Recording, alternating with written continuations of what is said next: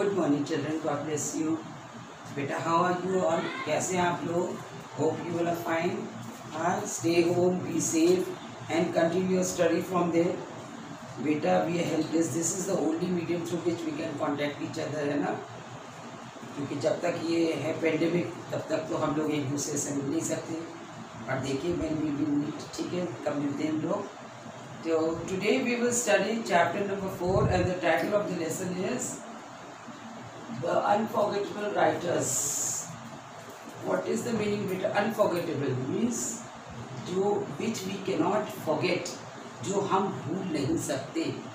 तो जिनको हम भूल नहीं सकते उन राइटर्स के बारे में है ये, ठीक है कि नहीं। ऑथर्स के writers and authors are one who write stories और बुक्स, ठीक है और ठीक है ना।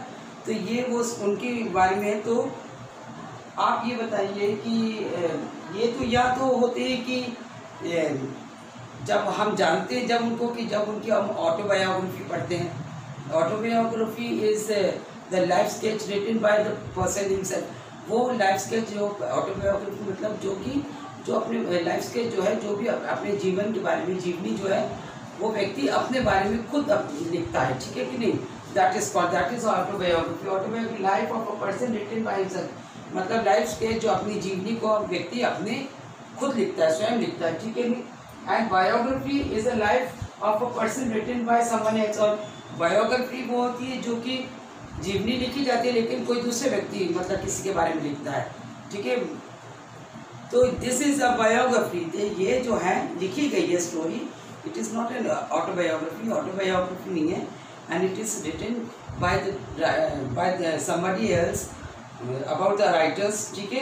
ये राइटर्स के बारे में किसी और के द्वारा लिखी गई है। और the unforgettable राइटर्स जो जिनको हम भूल नहीं सकते, ठीक है। they cannot be forgotten, ठीक है, कि वो कभी भूले नहीं जा सकते। तो ऐसे राइटर्स के बारे में लिखा है। तो राइटर्स भी हो सकते हैं। अब कई हमारे ऐसे हैं कि जो फ्रीडम फाइटर्स भी हैं जिनका कंट्रीब्यूशन फ्रीडम में इतना था, हमारे कंट्री को जो है फ्रीडम दिलाने में, ठीक है, कि उनके जो वर्क है, जो उनका काम उस फील्ड में था जिसके लिए हम उनको नहीं भुला सकते। ऐसी लिटरेरी जो वर्क है जो इनका, ये इनके कारण जो है writers they do literary work, इनके कारण हम इनको नहीं भूल सकते, ठीक है। तो ये हम जिन राइटर्स के बारे में पढ़ रहे हैं वो हैं इंडियन राइटर है हमारे रविन्द्रनाथ टैगोर जी, और जो है इंग्लिश राइटर है विलियम वर्ड्सवर्थ, ठीक है। तो इनके बारे में हम पढ़ेंगे आज। Rabindranath Tagore, popularly known and called as Gurudev, was born in an ancestral home at Jorasanko in Kolkata on 8th May 1861 to an illustrious family of thinkers, reformers, social and cultural leaders and intellectuals. अब जो रविन्द्रनाथ टैगोर जी हैं जिनको हम सब बच्चे और सभी लोग गुरुदेव के नाम से जानते हैं, ये जो है कोलकाता के जोरासेंको इस प्लेस पर जो है 8 मई 1861 में एक बहुत अच्छी फैमिली में, वेल टू डू फैमिली में इनका जन्म हुआ था, जिसमें इनके फैमिली में स्कॉलर्स भी थे, thinkers, reformers, social and cultural leaders भी थे, ठीक है। तो हिज फैमिली और एंसेस्ट्रल होम इज़ कि जो पैतृक मकान, जैसे पैतृक बोलते हैं जहाँ पे हमारे जो प्रीडिसेसर्स रहते हैं, जो हमारे पूर्वज रहते हैं, जिनमें जो कई सालों से हमारे मतलब father, four father, grand father, ये सब लोग रहते चले, उसी को कहते। तो उस मकान में उनका जन्म हुआ था, ठीक है कि नहीं। और उनके जो फादर जो थे, इस father was Maharshi Devendranath and mother was Sarada Devi. उनके पिताजी का नाम महर्षि देवेंद्रनाथ और उनकी माता जी का नाम शारदा देवी था। He was brought up in a big affluent joint family along with other children. अब इनकी क्या थी, जॉइंट फैमिली थी।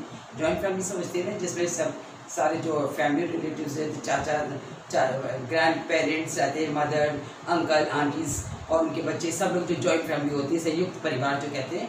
तो उसमें उनका जो उनकी परवरिश हुई, he was brought up in a joint family. और अलॉन्ग विद अदर चिल्ड्रन, उनके जो कजिन्स वगैरह भी थे वो भी उनके साथ रहते थे। Rabindranath was raised mostly bye servants and his mother had died in his early childhood and his father travelled widely. अब जो उनके फादर जो थे वो दूर दूर मतलब जाके भ्रमण करते थे, ठीक है। तो उनकी देखभाल किसने की थी, सर्वेंट्स ने। और कारण क्या था, क्योंकि उनकी जो मदर को उन्होंने खो दिया था उनकी मदर की, उनके अर्ली चाइल्डहुड में बचपन में ही उनकी माता का देहांत हो गया था इस साल। और उनके पिताजी बाहर घूमा करते थे, मतलब बाहर जाते थे, क्योंकि वो स्कॉलर्स थे, रिफॉर्मर्स, सोशल वर्कर थे, तो इस कारण से बाहर रहते थे। तो उनका जो है प्रोडक्ट वो किसने किया था, उनकी परवरिश जो थी अधिकतर उनके सर्वेंट्स ने उनकी देखभाल की थी। School education with in the 4 walls did not attract him from childhood. बचपन से ही उनको स्कूल बिल्डिंग्स वगैरह में पढ़ना, 4 दीवार स्कूल बिल्डिंग्स की 4 दीवारी में पढ़ना अच्छे लगता, मतलब उनको ओपन एयर में पढ़ना अच्छा लगता था, ठीक है ना। Rabindranath was a dreamer, he like the outside world, the open sky overhead and the earth under the feet. वो जो थे ड्रीमर थे, क्योंकि जो राइटर्स होते हैं वो जो है ड्रीमर होते, कल्पनाएँ करते रहते, तभी तो कोई चीज़ लिखते। तो वो क्या था, हमेशा जो है कल्पना में ही खोए रहते थे, इमेजिनेशन में ही खोए रहते थे, और इसलिए उनको क्या था, आउटसाइड वर्ल्ड मतलब उनको बाहर की दुनिया ज़्यादा पसंद थी। आसमान के नीचे और खुले आसमान के नीचे और धरती के ऊपर वो बैठ के पढ़ना चाहते थे। While his classmates recited the lessons he gazed out of the window fascinated with nature. अब जब वो उनके क्लास में, जब उनके सहपाठी, क्लासमेट्स मीन सहपाठी जो आपके साथ पढ़ते हैं स्टूडेंट्स, तो वो जब पढ़ते रहते थे पोएम्स वगैरह जो रिसाइट करते थे, तब पढ़ते रहते थे, तो वो क्या करते थे, खिड़की के बाहर झाँकते रहते थे और जो है नेचर को देखते रहते थे, मतलब प्रकृति की ओर देखते रहते थे, और जिससे वो बहुत ज़्यादा प्रभावित थे, ठीक है कि नहीं। He found nature so fascinating that he stayed away from school, often wandering by the, और वो उनको जो है प्रकृति इतना ज़्यादा उनसे वो लगाव था कि वो कभी कभी क्या करते थे, स्कूल से दूर रहते थे, मतलब स्कूल नहीं जाते थे, और अपने मतलब नदियों के किनारे वो घूमते, वॉन्डरिंग मीन्स घूमते रहते थे, ठीक है कि नहीं। His love of nature prompted him to write poems from an early age. अब जो उनका जो एक लगाव जो था एक नेचर से, प्रकृति से, उसी का वो वही देन थी कि जो वो एक बहुत कम उम्र में ही एक अच्छे पोएट बन गए थे, एक अच्छे कवि बन गए थे।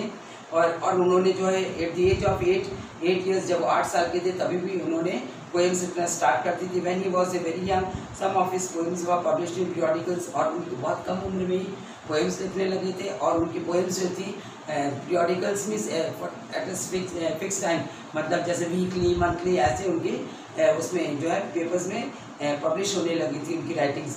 Rabindranath Tagore was educated at home by private teachers who taught him various subjects. अब रविन्द्रनाथ टैगोर जो थे स्कूल में नहीं पढ़ना चाहते थे, तो उनको घर पे जो है पढ़ाई ट्यूटर्स के द्वारा पढ़ाया गया, प्राइवेट टीचर्स के द्वारा, और जो उनको कई सब्जेक्ट्स पढ़ाते थे।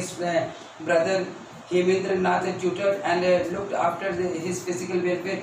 उनके जो भाई थे जिनका नाम हेमेंद्र नाथ था, वो उनको पढ़ाते भी थे और उनकी शारीरिक देखभाल भी करते थे। जैसे he made him swim the Ganges means Ganga ji, ठीक है, गंगा नदी, तो वो उनको क्या करते थे कि गंगा में तैरने को भी सिखाते थे, और ट्रैक थ्रू हिल्स, पहाड़ों पर चढ़ने सिखाते थे। encourage him to do gymnastics and practice judo and wrestling, और उनको जिम्नास्टिक, जूडो और रेसलिंग वो भी करने के लिए भी उनको प्रोत्साहित करते थे उनको। From his childhood Rabindranath was expose to publication literary magazine, और वो अपने बहुत कम उम्र में ही उन्होंने अपने लिटरेरी वर्क स्टार्ट कर दिया था, राइटिंग्स वगैरह, ठीक है, और मैगजीन्स वगैरह लिखने लगे थे। Theatre and recital of both Bengali and western music classical, और जो है वो क्या कहते हैं, बंगाली और वेस्टर्न म्यूजिक को भी बहुत पसंद करते थे, उनको भी रिसाइट करने लगे थे, गाने लगे थे, ठीक है। Which featured at the Jorasanko Tagore's house regularly. Tagore described a formal education, but he read biographies, history, astronomy and Sanskrit. अब जो उनको तो जो मतलब बंद कमरों में पढ़ना पसंद नहीं था स्कूल वगैरह में, कि वो ओपन में पढ़ना चाहते थे, तो और उनको एक शिक्षा पद्धति की जो एक सिस्टम जो था वो उनको इतना पसंद भी नहीं था, ठीक है, इसलिए। लेकिन वो क्या करते थे, वो बायोग्राफीज पढ़ते थे, बड़े ग्रेट पर्सन की इतिहास पढ़ते थे। Astronomy is the scientific study of stars, planets and universe, वो उनको पसंद था। संस्कृत भी पढ़ते थे।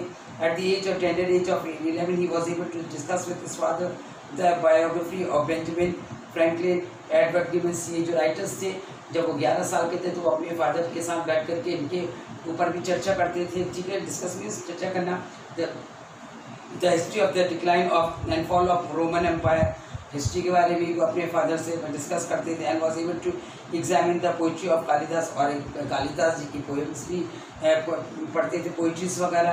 Rabindranath Tagore believe that proper teaching encourages curiosity, और रविन्द्रनाथ जी का ये विश्वास था कि अगर आपकी सही जो पढ़ाई है, समझे शिक्षा है, वो क्या करती है, क्यूरियोसिटी जो है बच्चे में जिज्ञासा पैदा करती है, वो उसको और जानने की कोशिश करेगा। अगर हमारी पढ़ाई सही ढंग से हम करेंगे तो बच्चे में इंटरेस्ट आएगा, ठीक है कि नहीं, और वो क्यूरियोसिटी उसमें पैदा होगी, वो और जानने की उसमें जिज्ञासा पैदा हो जाएगी, ठीक है कि नहीं। At 17 Tagore was sent to England for higher education, but there also the traditional system of education did not satisfy. अब जो 17 ईयर्स के जब हुए तो, क्योंकि वो तो अच्छी वेल टू डू फैमिली के थे, सारे स्कॉलर्स और सोशल वर्कर्स सब उनकी इंटेलेक्चुअल्स वगैरह उनकी फैमिली में थे, तो उनको क्या किया गया, हायर स्टडीज़ के लिए इंग्लैंड भेजा गया, लेकिन वहाँ की भी पढ़ाई उनको अच्छी नहीं लगी, ठीक है, और वहाँ की पढ़ाई से वो सेटिस्फाइड नहीं, संतुष्ट भी नहीं थे। ही रिटर्न विदाउट कंप्लीटिंग स्टडीज, और उन्होंने अपनी पढ़ाई पूरी नहीं की और वापस आ गए, ठीक है। He was interested in 2 main topics, human relationship and his Motherland. उनको केवल दो चीज़ में उनका इंटरेस्ट था, एक अपनी मातृभूमि पर मदरलैंड जो इंडिया थी, और दूसरी जो थी कि वो जो लोगों के बीच में जो ह्यूमन रिलेशंस, जो एक इंसानियत का जो एक रिश्ता है, जो आपस में इंसान का रहता है, उन संबंधों को वो में उनका ज़्यादा इंटरेस्ट था। After coming back to India he married Mrinalini Devi in 1880, और इंडिया आने के बाद उन्होंने मृणालिनी देवी से 1883 में शादी कर ली। The condition of the poor and illiterate patients in India moved him. He realized that they were deeply influenced by foolish and unscientific beliefs. अब जब उस समय में क्या था, पढ़ाई इतनी थी, लिटरेसी ज़्यादा थी, समझे, ज़्यादा लोग पढ़े लिखे नहीं थे, अनपढ़ ज़्यादा थे, और पेशेंट्स मीन्स फार्मर्स जो थे वो रहते, और जो है पढ़े लिखे तो रहते नहीं, तो वो क्या थे, सुपरस्टिशियस, उनको कुछ इतना साइंटिफिक के बारे में मालूम नहीं था, और वो जो अंधविश्वास जो है, मतलब जिसकी जो हकीकत नहीं थी, जो एक सच्चाई नहीं थी, उसके ऊपर ज़्यादा विश्वास करते थे। He said, we have to open an informal school for the poor farmers and woodsmen. They need to remove the deep-rooted superstition from their minds. अभी उन्होंने अपनी वाइफ से कहा कि मिलानी हमें जो है इनफॉर्मल स्कूल मीन्स जहाँ पे मतलब कोई एक रूल एंड रेगुलेशंस इतने नहीं है, जहाँ पे आदमी फ्री है मूव करने के लिए, हम ऐसे स्कूल लगाना चाहते हैं। किसके लिए? वो उन्होंने फार्मर्स के लिए, और बोला जो इलिटरेट लोग हैं, जिनको जो है साइंटिफिक नॉलेज नहीं है फार्मिंग का, ठीक है, और जो कि अंधविश्वास में घिरे हुए, हमें उनका विश्वास को दूर करना, ठीक है। Where do we want to open the school? आज मिलानी उनकी वाइफ ने पूछा, कहाँ तुम खोलना चाहते हो स्कूल को? शांति निकेतन नियर बोलपुर इन वेस्ट बंगाल में, they would be a different kind of learning experience. उन्होंने बोला कि कहाँ खोलेंगे? शांति निकेतन पर खोलेंगे, जो कि बोलपुर के पास में है, और जहाँ पर जो है पढ़ने का और एक अनुभव होने का एक अलग ही तरीका होगा, ठीक है। जो ओपन में हम आप विद इन 4 वॉल्स आप स्टडी करेंगे, तो हम क्या है इतना ही कुछ देख पाएंगे जो कि हमारे रूम के अंदर है, लेकिन जब हम ओपन में बैठेंगे तो क्या है हमारा जो एक अलग एक एक्सपीरियंस होता है ओपन एयर में हमारी पढ़ाई करने के लिए, ठीक है। नहीं तो उन्होंने इसलिए उसको चुना कि हम वहाँ पे इनफॉर्मल तरीके से, इनफॉर्मल जहाँ पे फार्मर्स हमसे खुल करके बात कर सकते हो, और आप जब हमारे जो आपस में रिलेशंस इनफॉर्मल रहेंगे तो हम उनको अच्छा बुरा सब समझा सकते हैं। जो उनके मन में जो अंधविश्वास बैठा हुआ है, जो एक डिसबिलीव बैठी हुई है कि उस फार्मिंग के उसमें और जो भी और भी तरीके से सोशली, और तो उसको हम दूर करेंगे। तो under the able guidance of Gurudev the teachers took classes under the tree under the open sky. अब उन्होंने जब शांति निकेतन में जब उन्होंने ओपन स्कूल डाला, तो वहाँ पे जो उनके जो टीचर्स थे वो वहाँ क्लासेस लेने लगे, फार्मर्स और इलिटरेट जो भी थे उनके, और उनको कैसे under the open sky, open school था, और ग्राउंड पे बैठते थे, हरी हरी घास के ऊपर बैठते थे, और टीचर्स भी उनको जो पेशेंट्स थे फार्मर्स से उनको पढ़ाते। Later the school became a college and then a famous university under the name of विश्व भारती। अब जो थी उसके बाद जो स्कूल जो आगे बढ़ा, फिर वो क्या हुआ, कॉलेज बना, और कॉलेज के बाद वो यूनिवर्सिटी बन गया, और उसके बाद जो कि फेमस यूनिवर्सिटी जिसका नाम था Vishwa Bharati. Today students from different parts of the world come to study. अब आज जो यूनिवर्सिटी में पूरे ऑल ओवर द वर्ल्ड, पूरे विश्व से लोग आते हैं, स्टूडेंट्स आते हैं, विद्यार्थी पढ़ने के लिए। Tagore wanted peace and harmony in his country in, ठीक है। अब टैगोर जो थे वो अपने शांति और अमन चाहते थे देश में, इंडिया में। In 1905 Lord Curzon decided to divide Bengal into 2 parts, क्योंकि उस समय पे हमारी जो इंडिया थी वो इंडिपेंडेंस हमको नहीं मिल पाया था उसका। तो क्या कहते उस समय पे जो था, जो ब्रिटिश रूल था, तो उसमें लॉर्ड कर्सन थे, उन्होंने क्या, at that time we were under the British rule and we did not get independence, हमें नहीं मिला था independence. So Lord Curzon decided to divide India Bengal into 2 parts. Lord Curzon जो थे उन्होंने जो है वेस्ट बंगाल को 2 पार्ट में डिवाइड करने की कोशिश की। Rabindranath Tagore strongly protested against this decision. तो उन्होंने जो टैगोर ने जो है उससे बहुत प्रोटेस्ट किया, उसकी खिलाफत की, ठीक है। He wrote a number of revolutionary songs and attended protest meetings. और उन्होंने उस समय क्या, क्योंकि वो रेवोल्यूशनरी सॉन्ग्स लिखे, कई सॉन्ग्स लिखे जो उन्होंने, ठीक है, और उन्होंने कई जो इस डिसीजन के खिलाफ कई मीटिंग्स वगैरह उनको अटेंड किया। He began to write stories, poems and songs about different aspect of the Indian culture and society. और उस समय उन्होंने क्या किया कि स्टोरीज और पोएम्स लिखने लगे, गाने लिखने, सॉन्ग्स लिखने लगे इंडियन कल्चर और सोसाइटी के अलग अलग एस्पेक्ट्स के ऊपर। Through this revolutionary writings he tried to revive the mental and moral spirit of the people. और उन्होंने अपनी रेवोल्यूशनरी जो उन्होंने इसके लिखी राइटिंग्स लिखी और जो सॉन्ग्स लिखे, उसके थ्रू उन्होंने लोगों में जागरूकता पैदा की और उनके अंदर जो है मॉरल स्पिरिट, उनको मेंटली और मॉरली उनको प्रिपेयर किया, ठीक है। उसे इंडिपेंडेंस के लिए, उसे स्ट्रगल के लिए जो हमारे देश कर रहा था उस समय आज़ादी के लिए। He was full of anguish, pain and sorrow at the Jallianwala Bagh tragedy with hundreds of innocent civilians were killed and thousands were wounded on 13th April 1919 in Amritsar. और फिर उसी समय पे जो है अमृतसर में 1919 में जो जलियनवाला बाग मैसेकर, जिसको आपने हिस्ट्री में पढ़ा होगा, जिसमें हज़ारों लोगों को जो है मर्डर हो गया था उनका, जलियनवाला बाग में जो अमृतसर में है। और कई मतलब इनोसेंट जो है बेकसूर लोगों को मार दिया गया था। तो जब उन्होंने उनको देखा तो उनका मन जो है बहुत दुख दर्द से भर गया और उनको बहुत गुस्सा भी आया इस चीज़ का। उनको बहुत, Tagore was a very talented, he was a painter, poet, playwright, novelist, philosopher and educationer. उनकी फिर उन्होंने बताया कि टैगोर जो थे बहुत टैलेंटेड थे, वो पेंटर भी थे, पोएट भी थे, प्लेराइट सब वगैरह, उन्होंने उनकी क्वालिटीज़ बताई। नॉवलिस्ट थे, फिलोसफर भी थे, दार्शनिक वो भी था, और एजुकेशनिस्ट थे। वो लोगों को मतलब अपने मॉरली उनको लोगों को रिफॉर्म कर रहे थे और इससे देश के लिए, ठीक है। कि उन्होंने जो his genius like the rising sun began to create wonders. He traveled extensively to Europe, America and Asia and delivered lectures in universities and public meetings on education. उन्होंने कई मतलब यूरोपियन उसकी कंट्रीज़ की वो भी करी, ट्रैवल भी किया वहाँ पर, जैसे यूरोप, अमेरिका और एशिया में। वहाँ पे उन्होंने लेक्चर्स भी दिए एजुकेशन के ऊपर। Tagore was awarded the Nobel Prize in Literature in 1930 for his work of poems called Geetanjali. उनको जो है गीतांजलि उन्होंने लिखी थी वो बुक, उसके अंदर उन्होंने कई पोएम्स लिखी हैं। तो उसके लिए उनको जो है नोबेल प्राइज़ मिला था 1913 में।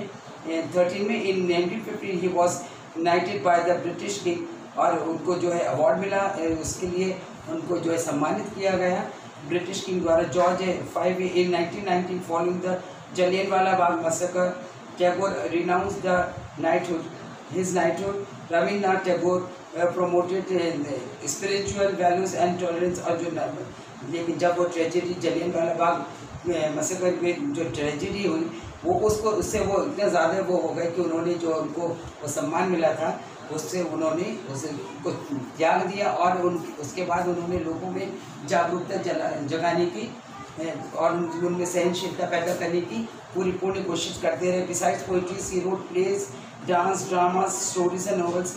उन्होंने जो है पोएम्स के अलावा भी प्लेज लिखे, ड्रामा, स्टोरीज एंड नॉवेल्स लिखे। Tagore also created numerous drawings and paintings.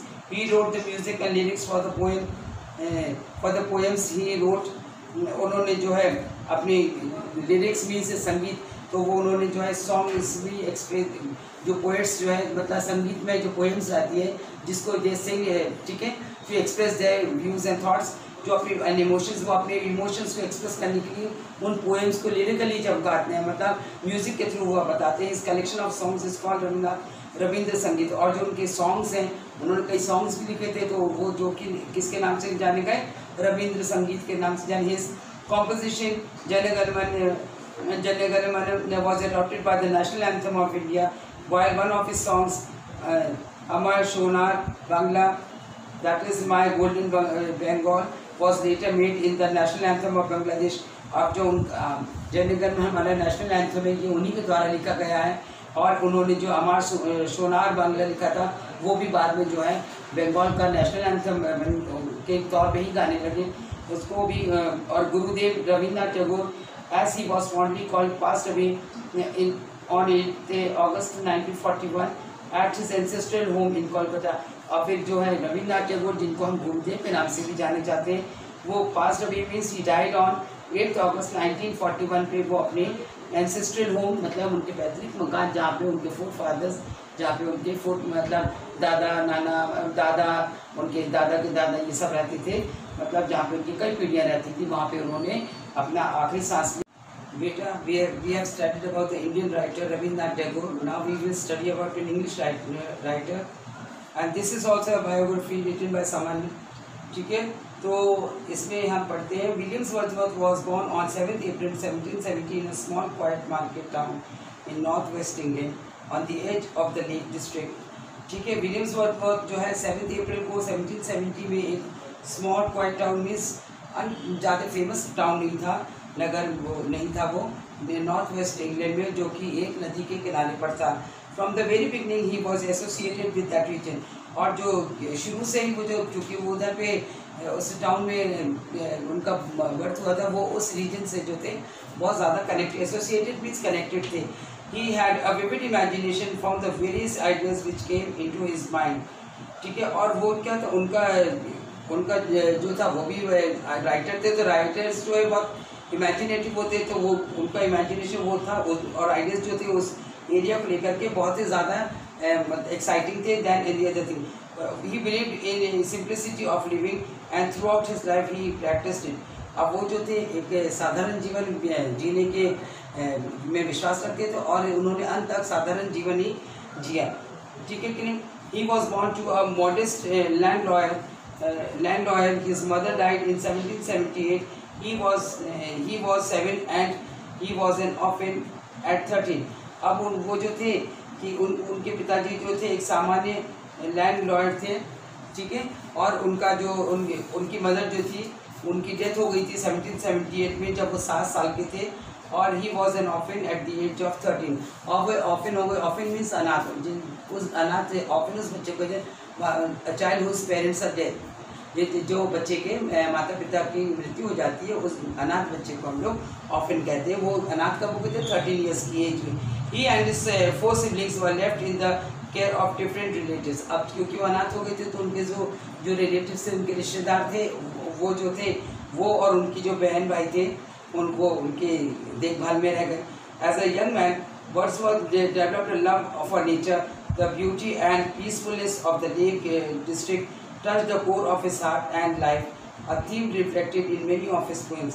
अब जो थे, क्योंकि वो जब वो यंग थे, और वो जो प्रकृति से बहुत ज़्यादा उनको लगाव था, ठीक है। और वो प्रकृति को बहुत लव भी करते थे, मतलब उनको जो नेचर, ब्यूटी ऑफ नेचर उनको बहुत ज़्यादा प्रभावित करती थी, ठीक है। और एक पीसफुलनेस, क्योंकि वो जो उनका नगर था वो एक नदी के किनारे पे था, वहाँ पे एकदम शांत माहौल था, वातावरण था, जो कि उनको बहुत अच्छा लगता था, उनके दिल को बहुत छू जाता था। और वहाँ पे बैठ के उन्होंने कई पोएम्स लिखी, ये उनकी पोएम्स में हमको देखने को पढ़ने को मिलती है। Soon afterward the poet and his elder brother was sent to a small free grammar school at Hawkshead near Windermere। अब जो था उनके भाई को और उनको जो है बाद में बड़े भाई को और उनको जो है एक फ्री ग्रामर स्कूल में भेज दिया गया था। He was not an outstanding student, but he did well at the grammar school, where he wrote his first poetry, but none was published। वो पढ़ने में इतने अच्छे नहीं थे, लेकिन फिर भी उन्होंने ग्रामर स्कूल में अच्छा किया, और वहाँ पर उन्होंने एक अपनी पहली पोइट्री लिखी और लेकिन वो पब्लिश नहीं हुई। As a Wordsworth grew older he decided he might live like to become a lawyer. जब वो बड़े हुए थोड़े तो उनको ये लगा कि वो बड़े होकर के लॉयर बनेंगे। Accordingly in October 1787 he went to attend Saint John's college, और इसी हिसाब से वो जो है वो सेंट जॉन्स कॉलेज में 1987 में गए, ठीक है, पढ़ने के लिए Cambridge, Saint John's college Cambridge. He found teachers and students shallow and the course of study unimportant. He could not stand the regimentation, ठीक है। अब वो वहाँ जब गए तो उन्होंने देखा कि वहाँ के टीचर्स और जो स्टूडेंट्स हैं उनको इतना ज्ञान नहीं था, ठीक है। शैलो मीन्स कि लैकिंग नॉलेज, जो उनके पास जो इतनी नॉलेज नहीं थी, और जो कोर्स ऑफ स्टडी, जो पढ़ाई को भी इतना इम्पोर्टेंस नहीं दिया गया, महत्व नहीं दिया गया था। He could not stand the regimentation, और वो वहाँ के जो स्ट्रिक्ट डिसिप्लिन था उसको भी वो नहीं वो कर पाए, बर्दाश्त नहीं कर पाए। He did not accept their but manage to graduate in 17। वो वहाँ पे जा कर के ज़्यादा अपने मतलब वो नहीं प्रोग्रेस नहीं कर पाए, और लेकिन फिर भी उन्होंने ग्रेजुएशन कर लिया वहाँ पे 1791 में। While studying at Cambridge University, Wordsworth spent a summer holiday on a walking tour in Switzerland and France, ठीक है। और फिर उसी दौरान जो है वो वहाँ पर फ्रांस और स्विट्ज़रलैंड की उन्होंने सैर भी की। During this time he became interested and was influenced by the ideals of the French Revolution, और फिर उसी समय पे जो था वो फ्रेंच रेवोल्यूशन से प्रभावित भी हो गए, ठीक है। और later he lost interest in the revolution and its idea as his political views had changed। लेकिन बाद में क्या हुआ, उनको जो फ्रेंच रेवोल्यूशन में कोई इंटरेस्ट नहीं था, और क्योंकि उनके जो आइडियाज़ थे वो चेंज हो गए, ठीक है कि नहीं, उनके जो विचार थे वो बदल गए। Wordsworth and Samuel Taylor Coleridge, as a well-known poet, met in Bristol late in 1795 and together they worked on lyrical ballads। अब जो था वर्ड्सवर्थ को जो सैमुअल टेलर कोलरिज मिले, और ये भी बहुत वेल नोन पोएट थे, और उन दोनों ने मिलकर के जो लिरिकल बैलेड्स मीन्स जो म्यूजिकल पोएम्स थे उसके ऊपर उन्होंने काम किया, which would change the course of English literature। Lyrical ballads was published in September 1st 1791, और ये उनकी जो वो थी लिरिकल बैलेड्स जो थे वो इसे 1 सितंबर 1798 में पब्लिश हुए। The volume contained poems of Coleridge and Wordsworth। Tintern Abbey it became very famous later, और उन जो बैलेड था उनका उसमें कई पोएम्स थी, ये दोनों पोएट्स थी, और बाद में जाकर बहुत ही ज़्यादा फेमस हुई, बहुत पॉपुलर हुई। The same year that lyrical ballad was published, Wordsworth began writing the prelude, an autobiographical poem which was only published after his death। अब उसके बाद उन्होंने क्या किया, जब वो पोएम उनकी लिरिकल बैलेड्स जो है उनका पब्लिश हो गया, उसके बाद उन्होंने फिर राइटिंग स्टार्ट कर दी, लिखना शुरू कर दिया, और उन्होंने उसके बाद उन्होंने ऑटोबायोग्राफिकल पोएम लिखी। प्रील्यूड मीन्स जो म्यूजिकल जो है ये संगीत में नाट्य पोएम्स आती है उस तरीके की लिखी, विच वॉज और वो, लेकिन वो क्या हुआ, उनकी डेथ के बाद, उनकी मृत्यु के बाद वो पब्लिश हुई। During this time Wordsworth also wrote other poetries like daffodils, Lucy, to the butterfly, to the cuckoo, the rainbow and other poems related to nature. और उसके बाद उन्होंने कई पोएम्स लिखी जो कि प्रकृति से रिलेटेड थी, और ये पोएम्स के नाम जैसे में जो मैंने आपको बताया ये सब उन्हीं के द्वारा लिखी गई थी। He also began writing a preface for the second edition of lyrical ballads। उनका lyrical ballads का फर्स्ट एडिशन छप चुका था और पब्लिश हो चुका था, तो उन्होंने क्या किया कि फिर प्रीफेस में इंट्रोडक्शन देने शुरू अपने सेकेंड एडिशन की तैयारी कर दी, ठीक है। In 1799, after a visit to Germany with Coleridge, Wordsworth settled at Duke Cottage in the Lake District। और उसके बाद उन्होंने अपनी जर्मनी की जो अपनी जर्नी थी उसके बाद वो आए, और आकर के उन्होंने अपने को लेक डिस्ट्रिक्ट वो अपने फ्रेंड के पास गए, ठीक है। His friend Coleridge live near by with his family, और जो उनके फ्रेंड थे कोलरिज वो अपनी फैमिली के साथ उनके पास में रहते थे। Wordsworth most famous poem I wandered लोली as a cloud was written at Dove Cottage in 1804, और वहीं पर उन्होंने अपनी ये फेमस पोएम को लिखा। Most of his poems centred on the simple yet deep human feelings of ordinary people। और उनकी जो पोएम्स में हम जो है ह्यूमन फीलिंग्स, जो इंसान की भावनाएं उसमें जो है उनको ज़्यादा मिलेगी, और उनकी पोएम्स हम देखेंगे written in the own language, और वो उनकी अपनी भाषा में लिखी रहती है। ठीक है, Wordsworth was appointed to the government position in 1813, और फिर उनको जो है गवर्नमेंट वो भी मिली, जॉब मिली, जिससे कि जो उनको 1813 में which relieve him from financial worse, क्योंकि वो इतने वेल टू डू फैमिली के तो थे नहीं, और जब उनको गवर्नमेंटल जो मिल गई, सिक्योरिटी मिल गई, तो उससे उनको काफ़ी रिलीफ मिली। उनको कई अपने जो उनके फाइनेंशियल जो उनकी जो आर्थिक परेशानियाँ थी उसमें उनको कहीं काफ़ी मदद मिली।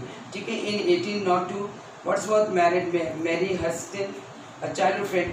In the next few years, Wordsworth faced personal difficulties. अब जो two of his children died, his brother was drowned at sea, and Dorothy, his sister, suffered a mental breakdown.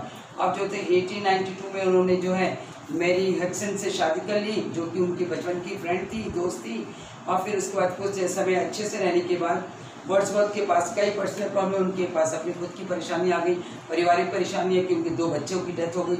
उसके बाद उनका भाई जो था वो भी समुद्र में, सी में जो डूब गया, और डॉर्थी उनकी सिस्टर थी, उसका भी जो है मेंटल ब्रेकडाउन हो गया। ठीक है, वो थोड़ी मेंटली वो कंफ्यूज हो गई है, डिस्टर्ब हो गई through his personal turmoil disturbance. Wordsworth continue to write poetries. अब मतलब वो इतने दुखी थे, इनके साथ इतनी परेशानियों के बाद भी वर्ड्सवर्थ जो थे वो अपने पोइट्रीज को लिखते रहे। ठीक है, but it was never as great as his earlier works, क्योंकि वो दुखी थे, तो दुखी मन से इतने अच्छे काम हो सकते नहीं ना, क्योंकि पहले उनको कोई ऐसे पर्सनल प्रॉब्लम्स नहीं थी, तो वो बहुत अच्छे से अपने इंटरेस्ट के साथ लिखते थे। लेकिन अब इतनी ट्रेजिडी होने के बाद वो पोएम्स लिखते थे, तो उन पोएम्स का आउटकम जो था इतना अच्छा नहीं आता था। He was a, ठीक है, in 1842 he was given a government pension, and in 1843 Wordsworth became England's poetry laureate। और उसके बाद जो था कि 1847 में उनको गवर्नमेंट पेंशन मिलने लगी, और 1843 में उनको जो है अवार्ड दिया गया। ठीक है कि नहीं, और opposition he held for the rest of it. और ये जो था laureate means award, a great award, तो ये जो दिया गया था उनकी लिटरेरी वर्क के लिए, जो उनके जीवन भर उनके साथ रहा। The later years of his life बहुत पीसफुल, और उनके जो आगे का उनका जो जीवन था उनके वो बहुत पीसफुल, बहुत शांति से गुजरा उनका। Towards the end of his life he knew much fame, और उन towards he was welcomed everywhere as a celebrity, and his verses became quite popular. उस पर उनका जीवन जो था बहुत अच्छा गुजरा, और उनकी जहाँ भी वो जाती थी उनको सम्मानित किया जाता, और उनकी जो पोएम्स थी, जिनकी पोइट्रीज थी, वो काफ़ी फेमस हुई। On 23 April 1850 he died at the age of 80, और वो 23 अप्रैल 1850 को 80 ईयर्स के एज में उनकी डेथ हो गई at his home in Westmorland, England, और उनकी डेथ इंग्लैंड में हो गई। और this is about the biography of the 2 great poets writers, Rabindranath Tagore and Williams Wordsworth. ठीक है, ये उन दोनों के बारे में जो इनकी बायोग्राफी है उनके बारे में, और both inspired by nature's beauty. ये दोनों पोएट जो थे अब नेचर्स की जो है जो नेचर की जो ब्यूटी थी उससे इंस्पायर्ड थे। उनकी ये सब उनकी राइटिंग्स, उनकी पोएम्स में आप पढ़ेंगे तो देखने को मिलेगा बेटा। ठीक है, तो हमने आपको ये दोनों पोएट्स के बारे में, राइटर्स के बारे में बता दिया गया है। तो that's all for today, God bless you. बेटा, after reading the chapter you have to do this exercise. Let's try one. Match the column. This way you have to match the words with the meaning. आपको words meaning match करना है. Let's try to make, you have to tick the write true or false, true and false लिखना है.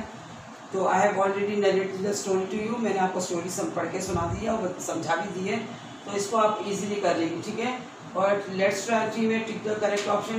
तो यहाँ पे you have been given 2-3 answers. You have to tick the correct one. ठीक है, और let's try for answer this questions in your notebook. तो ये I will give you, provide you this question answers in the written work.